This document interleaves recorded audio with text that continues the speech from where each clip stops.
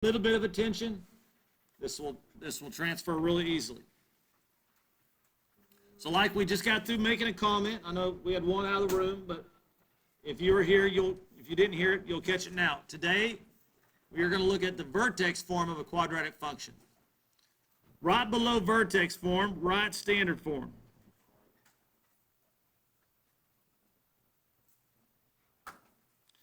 We're writing standard form right below it. That is y equals what?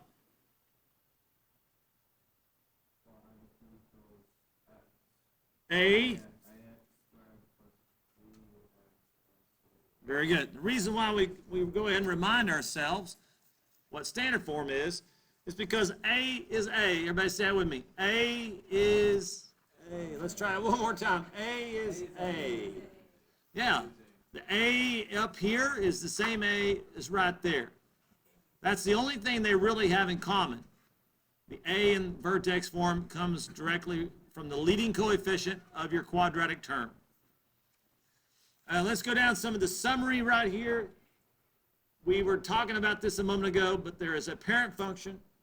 That's the parabola that's had no babies.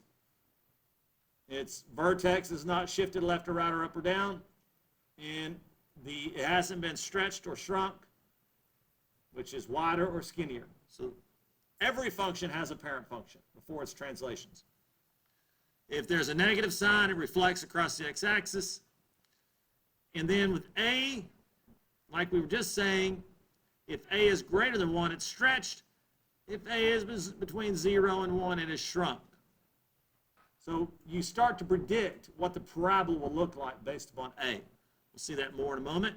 And then you can take that parent function and stick it in vertex form with H and K.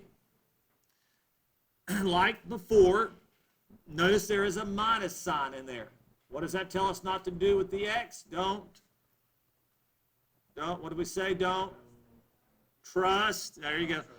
Don't trust anything in there with your X. So if you see minus 3, that's not a 3 to the left, that's a 3 to the right.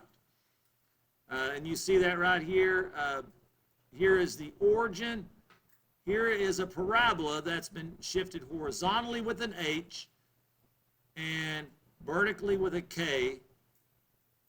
And you can write, let's write this parabola right here in vertex form. Everybody ready? It'd be y equals, there would be an X right here. There would be a squared outside of it. So let's just put the vertex in. The H, the horizontal shift, is how many to the right? 3. So we will write what in here? Minus 3. The vertical shift, the K, which goes on the outside, is plus 2. And if your parabola, I'll give you a little secret right here. If your parabola is opening up and out, symmetric on both sides, and it goes over 1, up 1, over 1, up 1. If you can see that point, guess what? It has not been, what do you think? No, it's quadratic. It's a parabola. Shrunk or stretched or shrinking? Yes. It hasn't been stretched or shrunk. That is, look real closely. So I want you to see this, Algebra 2 students. You need to know this. That this parabola, see how it's opening and you can go over 1, up 1. You see the curvature of that parabola right there? If it's 1, 1 on both sides, it has not been stretched or shrunk. You with me on that? That's a little high-level thinking. You can figure that out. And so there's an imaginary 1, not imaginary, excuse me, wrong word. There's an invisible or understood 1 as an A. We don't have to put anything there. That would be the equation for that parabola. All right, turn the page. All right, buddy. Write the vertex. Here it says using vertex form to graph the parabola. Somebody write the vertex for me. All right, all of you do it. On your paper, in your notes. I've got my thumb hiding it. You write the vertex. Oh, it's even right there. I'm trying to cover it up, but it's everywhere on this page. Somebody tell me, what is the vertex? Give me the x and y coordinate for the vertex. 2, 3, 2, 3, yeah. So you have 2, 3 as a vertex. You see that with the H, the K. We also see that this thing will be opening up or down? Down. And so down here you see that it's 2, 3. And then one of the easiest things to do, we know it's going to open down. We can put in a 0 for the X. If you put in 0 for the X, it simplifies to 1. So when X is 0, Y is 1. And all that means is put in 0 right there for X, simplify this side. Y would be 1. So down here on this graph, you see that 0, 1 is right here. And because parabolas are symmetric, you have a point directly across that corresponds. There is your parabola. So do you like graphing out of vertex form? No. Why not? You know what you don't have to do with vertex form? You don't have to do negative b over 2a and that stuff because you have your x and y. Yeah. All right, turn the page. Let's see here. Cover that up. This one says, write the equation of the parabola. All right, down here below it, well, you can already see it. I'm going to cover it up like that. We'll do it like this. Below it down here, write y equals, do this with me. Here in a minute, you're going to be doing this in the homework, and you're going to say, hey, I don't know what you're doing because you're not participating right now. If you'll write right now, it'll make your homework a whole lot easier. Y equals, we have an x, we have a squared out there. We see our vertex. So what goes inside here with the x? Minus 3. What's on the outside? So, boy, writing the equation, if I'm asked to write a quadratic equation, I love writing an equation of parabola when I can write it in vertex form. Now I just got to put an A. Do I need a negative sign? Yes. Now, one trick here. Do you think this has been stretched or shrunk? Which one? Stretched. Stretched means it's a little skinnier than before. If you look real closely, it doesn't go over 1, down 1. That would be a negative 1. It's stretched. It's narrower, isn't it? It's actually going through over 1, down 2. Can I put negative 2? I can. It works that way. If it's stretched, I talked to some of y'all about this last week. I don't know if you remember it. I said only those that really want to know some cool stuff will remember it. But yeah, I can put a negative 2 there. And that is. And the other option, if you don't know, if you can't tell what A is, what you do is you substitute H and K, and they gave us the 0.5, negative 4 right here. You can put 5 in for the X, negative 4 for the Y.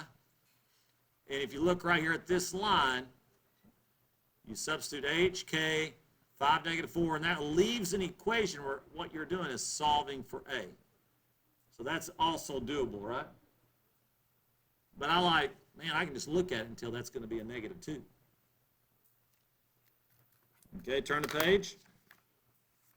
Flying through these.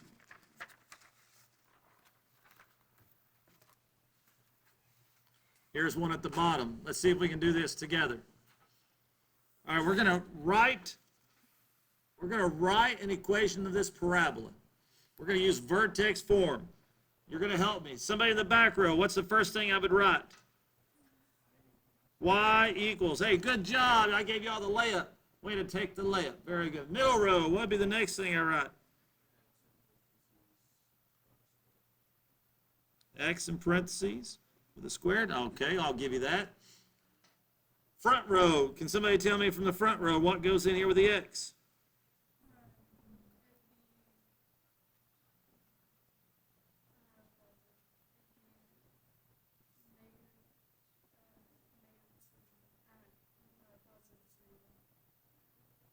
We are all over. We are messing this up dramatically. Oh, crash and burn.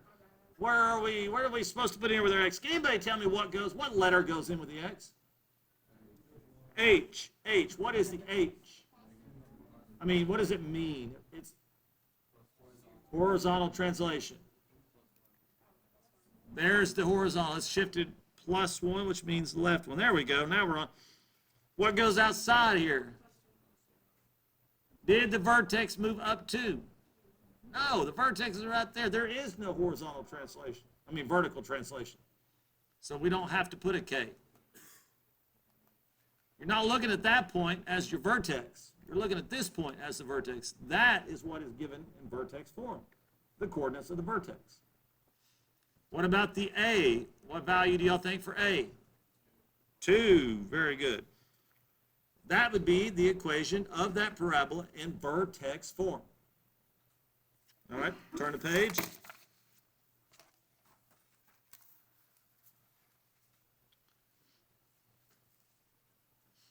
All right, now we're going to convert. This is also in your homework. Pay close attention here. What form is this? Standard. Put it in vertex. So right here, in there, we're going to y equals. Everybody, right? We're going to do y equals.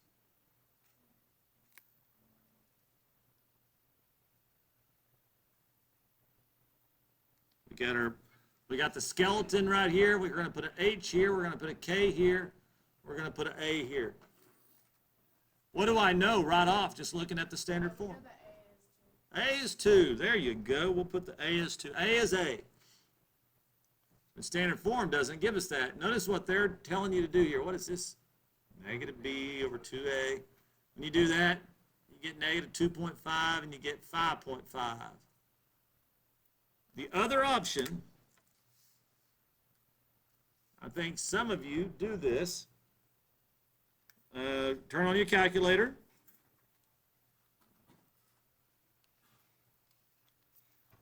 Go to a graph. And let's plug that function in. 2x squared plus, sorry, I do that every time. If you hit the wrong button, it'll take you out. You got to go back in there. Plus 10x plus 7. Enter. Let's look at that thing. There's that parabola. What can I do to find that right here? This, I believe this is the axis of symmetry at negative 2.5. The y coordinate is down there at negative 5.5. But what can I do if I'm looking at my calculator if I wanted to know that and I didn't do the math over here? Menu 6, analyze graph. 2, minimum, right? Lower bound, enter, scan across. Upper bound, enter. And down here at the bottom, it's kind of hard to see. I'm going to drag it over. There it is. The same coordinates that you see right here on this paper. The x coordinate is negative 2.5. The y coordinate is negative 5.5. That's the vertex. I can use that. If the x coordinate is negative 2.5, I will write minus 2.5. Yes, it would be plus. Thank you for speaking up. I was waiting for somebody to notice that. Don't ever trust your x. If you wanted to go back, you write plus 2.5. And on the outside, we would write minus 5.5. Correct? So is it easy to convert? Yeah, it's easy to convert from standard form to vertex form. Your A is A, then just find your vertex. You have vertex form. Yeah, baby. All right, turn the page. Last thing we're going to do.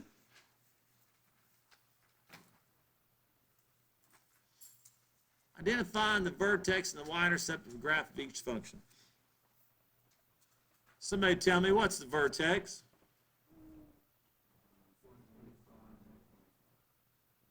Man, that parabola is way to the right and way up, isn't it? We see that right there, 125, 125. Someone, if I was looking for the y-intercept, what coordinate is 0? This is the vertex here. This is going to be my y-intercept here. What coordinate is 0 when I'm on the y-axis? What coordinate is 0 when I'm on the y-axis? The x, thank you. So I'm going to put a 0 in for the x. So if I put 0 in here with your calculator, as quickly as you can, will you put a 0 right there and do the math for me? This is a really large number. I can't do it in my head.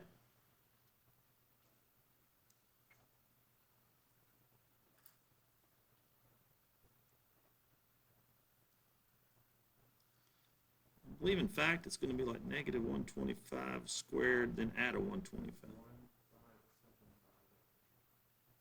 15, 15,750.